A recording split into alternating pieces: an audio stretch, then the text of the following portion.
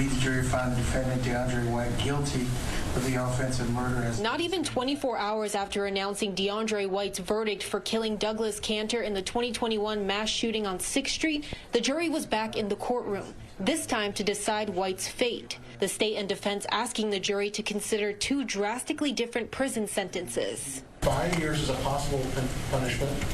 Perhaps go up above that some, but not in this range of 20 or 30 years. We respectfully request that when you're assessing punishment, you should begin at 40 instead of 5. The Kantor family hoping for those 40 years, crying while listening to the state plead their case to the jury.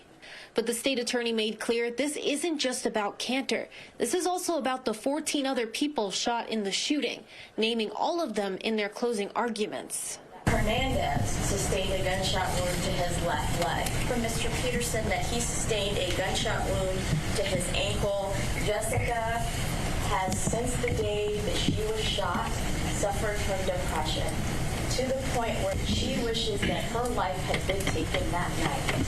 The defense called witnesses to the stand who were close figures in White's life, including his aunt, who told the jury he's not a bad person, just someone at the wrong place at the wrong time. DeAndre is not some street thug, right? He was some bad person whose life is just worth nothing and who should be just wadded up like a tissue paper and thrown away in the trash can of the penitentiary. He is not that person.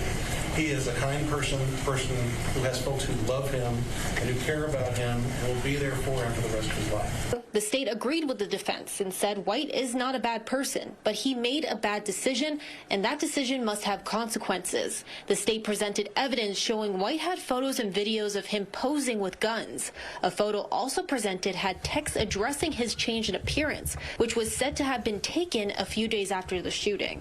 He doesn't look remorseful. He doesn't look scared, and he doesn't look sorry about what happened a couple of days prior. Shows someone with multiple firearms, making hand gestures that are consistent with gang signs, and living a life that is glorifying these guns and that is actively talking about using them out on the streets. The defense told the jury they accept their guilty verdict, but asked the jury not to throw White's life away with a high prison sentence. And that's a person whose life is worth something. This is a young man with a real life ahead of him. And it's tragic and it's terrible what happened in the case.